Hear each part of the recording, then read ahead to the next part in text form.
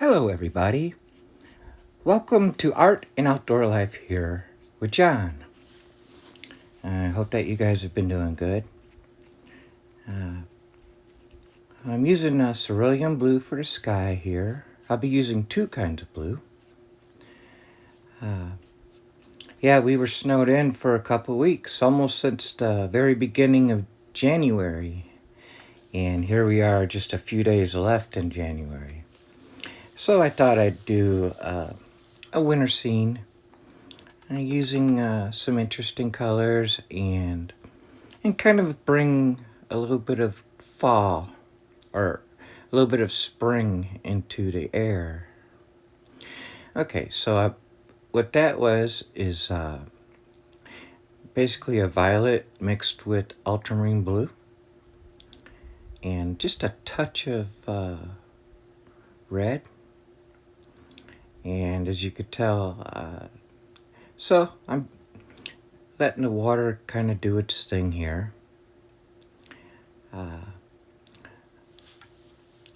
not going to use any white here on this paper for the ground. I will put some in for the clouds at the very end. And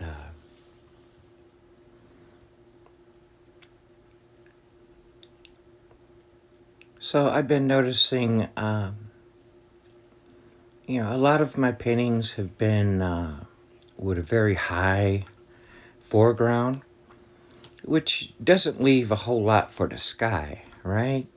So, kind of minimized the foreground a little bit, even though it's still at a third of the paper. Here with the Hake brush.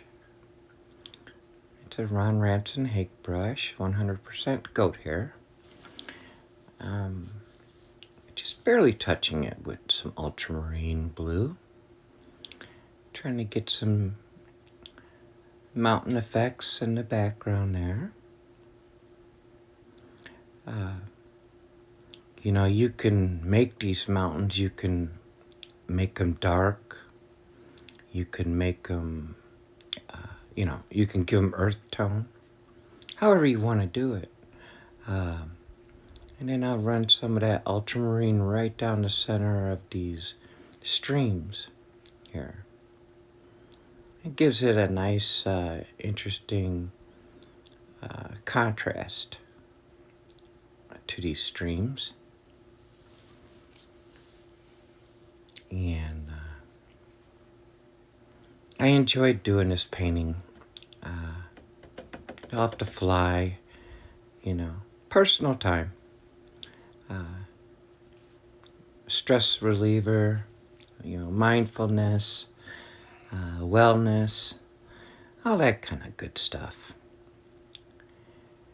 And so with a very watered down violet, very watered down, very gently coming across the paper here, like a dry brush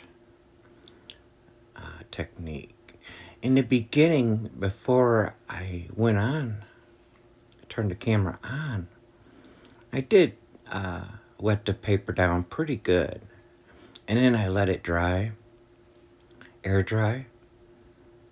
And then I put the clips on, straightened the paper out, put the clips on, and I just misted it a little bit, and then I started painting.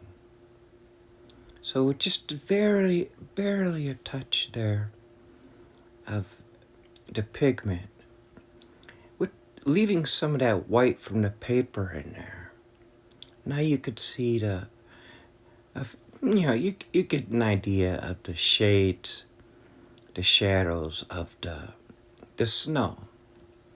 Some of the pure snow, pure white snow, and then the other shades of the snow being the purplish, bluish colors there. And the streams, So here, I'm just putting in some white. It is not gouache, so it is transparent, and I didn't really want these to stick out a whole lot, so I'm not putting a whole lot on there. Just tapping it, you know. Just tapping it. I put a whole lot on there, and then it becomes super white, super bright. And by barely putting it on there, it still creates some of that distance that I'm looking for here. Looking for that distance. So with distance, you know, are everything. Your tones, you know, in your colors are everything, as well as the objects that you're putting in from front to back, from up to down, and across. So here with the round brush, burnt umber, and just straight burnt umber. And we'll put in a couple trees here. You know, like I said, I am so looking forward to spring.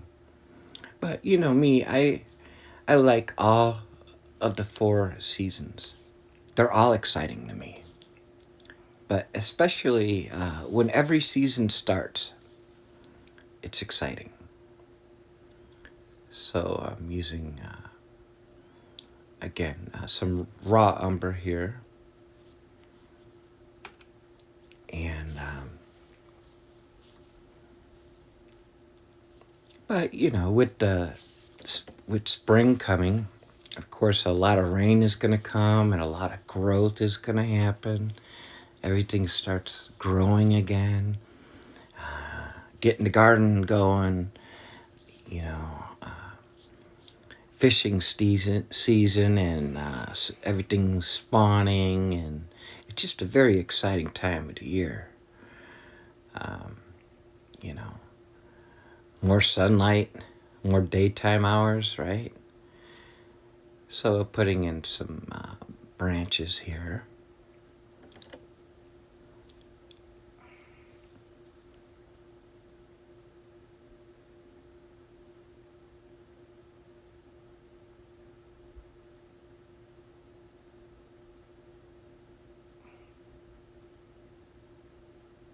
I'm not really being fussy about this at all. It just, you know, when I paint, sometimes I don't think about what I'm doing. I just do it. Other times I do think. I'm like, one here, one there, whatever. So, with some very my darkest green, and then a touch of ultramarine blue, just barely touching some of this, putting maybe some brand new leaves are starting to come out on these trees, right? And that's the excitement of spring, you know. Yeah, just kind of touch it here and there, you know.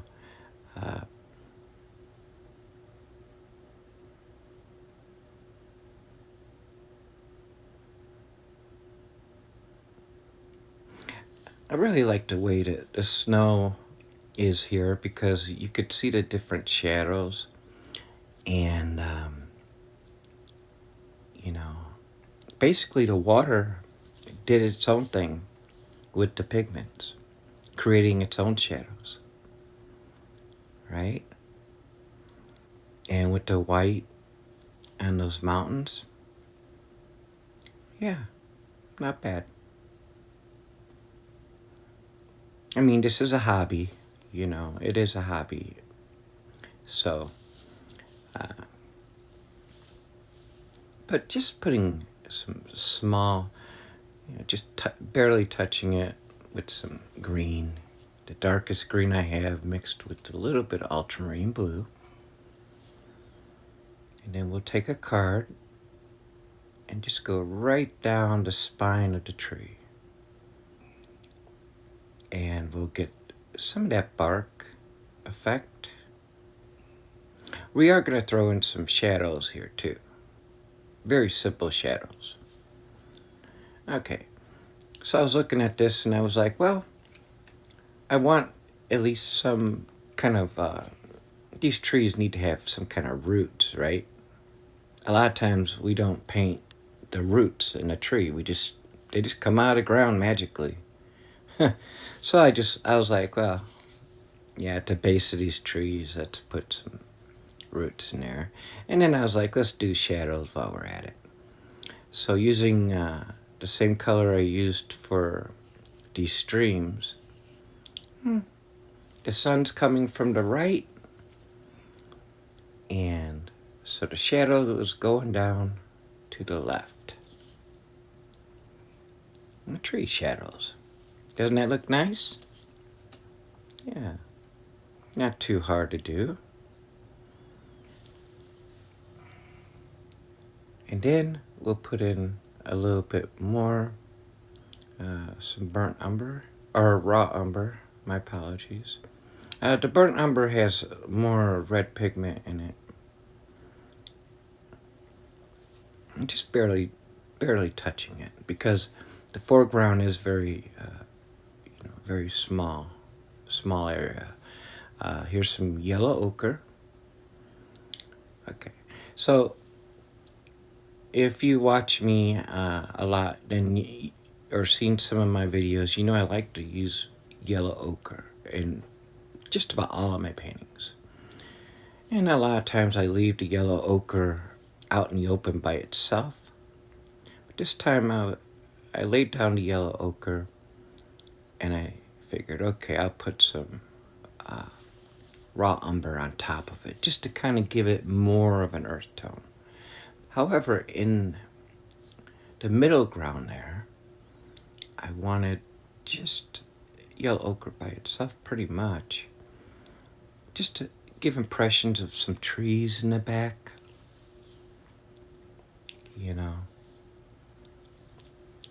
And so we have some of our brush that's coming up, through the snow. We have our brand new leaves that are starting on these trees. We have our shadow. We have our streams.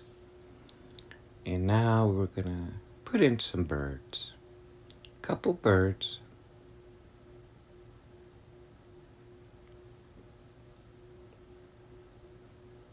And then what we'll do is take just a little bit of white and we'll put in some clouds. Now I could have did that in the beginning and I could have did it here. All you have to do is wet the paint and take a round brush or whatever and you re-wet the paint wherever you want your clouds and then you can lift it with a napkin. But in this case I just wanted to put some white on there.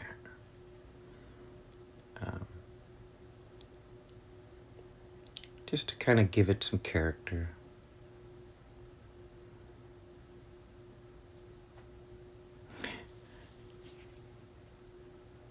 Just like that.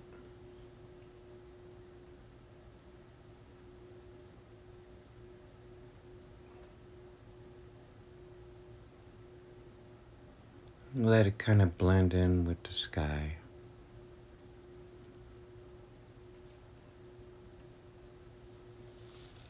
Thank you so much for viewing, everybody. I hope that you had a good day. Sincerely,